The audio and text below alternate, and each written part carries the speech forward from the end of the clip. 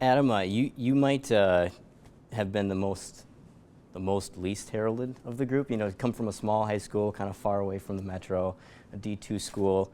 I don't know if I've ever seen anybody like the state pull so hard for a guy to make it. What was that like? Just kind of having like the whole state. It's like the whole state was behind you. Like, you know, kind of like the anything is possible kind of idea, no matter where you come from mentality. What was that like to live through? It was crazy. I mean, I definitely felt it. You know, every day at training camp in Mankato, you know, every time I'd catch a ball, something easy, and people would be cheering. So it was kind of crazy to have that support. But I don't think I'd be here without that support. Like I said before, if I would have started somewhere else, I don't know if I'd be here today. I don't know how things would have played out, but I'm glad they happened how they did. And like they were saying before, with just going back to how the state, you know, stands behind their own, kind of stands behind their teams through thick and thin.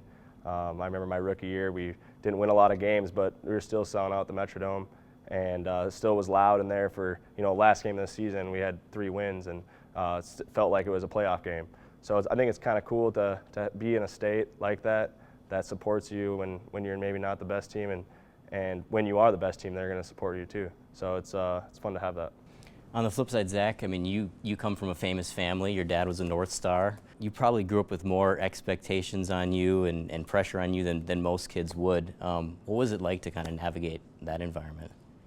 I think, well, parents did a good job raising us to be, you know, humble, and you have to work for everything you get. And I guess I really listened to that, being raised like that. And but you know what, there was never any internal pressure from, you know, inside the house. I mean, we had, you know, a lot of hockey pictures in the house and a lot of Team Canada stuff, and so, you know, I was reminded every day. But at the same time, if I would have quit hockey after sports, they wouldn't have cared. You know, they just wanted us to enjoy what we did. But as you know, as I got older, there was, you know, there started to be the external, you know, the comparisons and things like that. But you know, it was the way I was raised. It was just work hard and let the stuff take care of itself. And fortunately, everything so far has worked out pretty well. Glen, I don't know if you could write a more perfect script for like a hometown hero dream come true. The All-Star games here in Minnesota, you're an All-Star, you're a closer, you get to come in, get the save in the All-Star game. The entire stadium is cheering for you in that moment. The whole baseball world is watching on TV. How do you explain to people what that was like? You can't. I mean, you can't explain that. And I think even crazier is the confluence of events that led to that. Getting drafted, being a starter in the minor leagues, starting games, struggling, getting sent back down. And early in my career, I would talk about Joe Nathan to my wife, and she would say, "Well, would you ever be a closer?" I said, "Oh no, I'm going to be a starter. I would never pitch in the bullpen." And then you go through things, life happens, your career happens, and I'm in the bullpen, and then I do well there, better than I think anyone thought I would, myself included, that thought I would do, and then to have the All-Star game coming to Minnesota in 2014, to make it in 2013. Which you get in baseball, you get momentum with, hey, you made a game, so then kind of the next year, you if you have a good year, you kind of get yourself back in there again. So it was the events that led just to me being there, I think, are hard to describe and hard to put odds on. And then to be out there, the day before the game when John Farrell, the manager, says, we're going to get you a lead and we're going to have you out there in the 9th inning. From that moment, my heart started racing, that pit in my stomach. But then to run out on that field that night, I've said it before. I think the only thing that would top that is winning a World Series here. It's just on a personal level.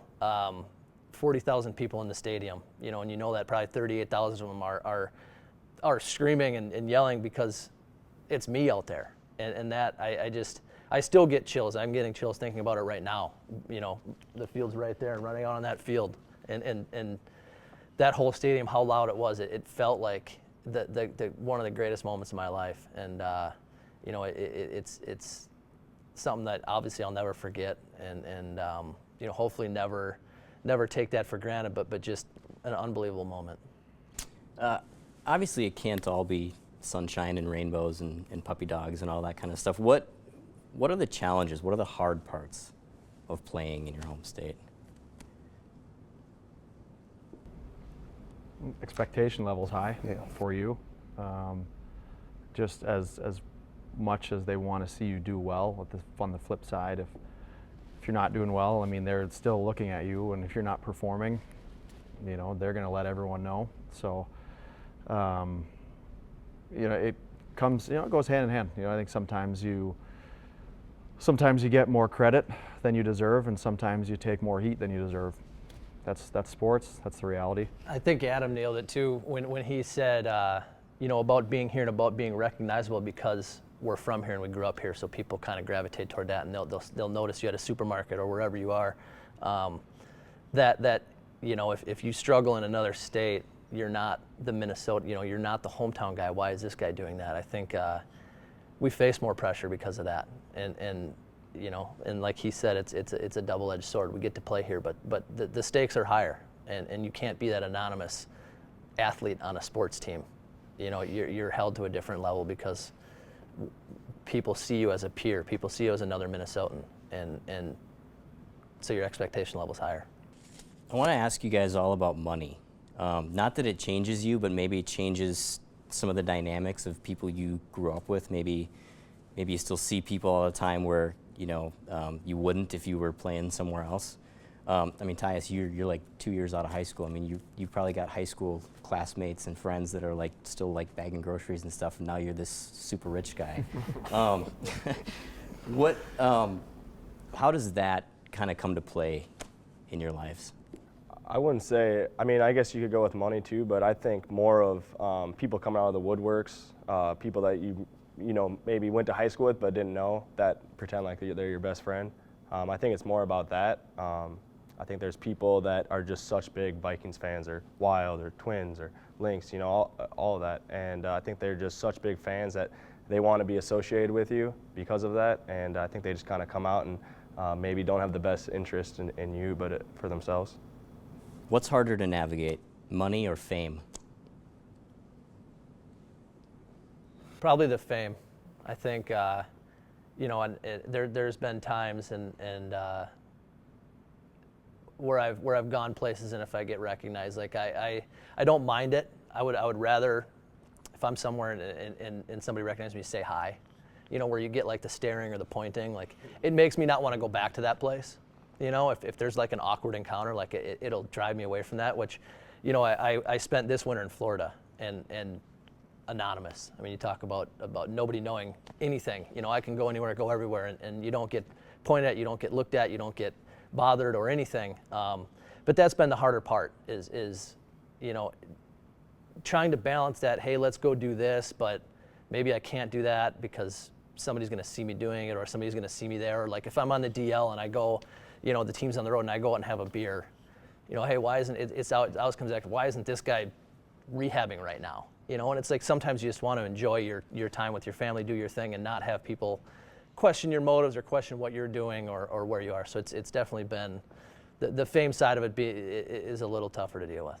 I was going to say, I mean, how do you balance, like, kind of want, like you said, wanting to have a little bit of anonymity every now and then with wanting to be able to live a regular life also and not feel like you need to live from the back of a limousine, or you know what I mean? Like, how do you balance kind of that?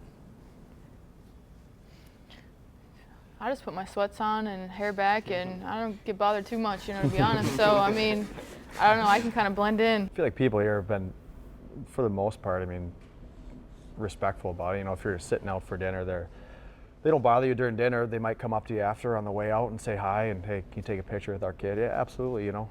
But for the, you know, most part, they're all really respectful of giving you your privacy.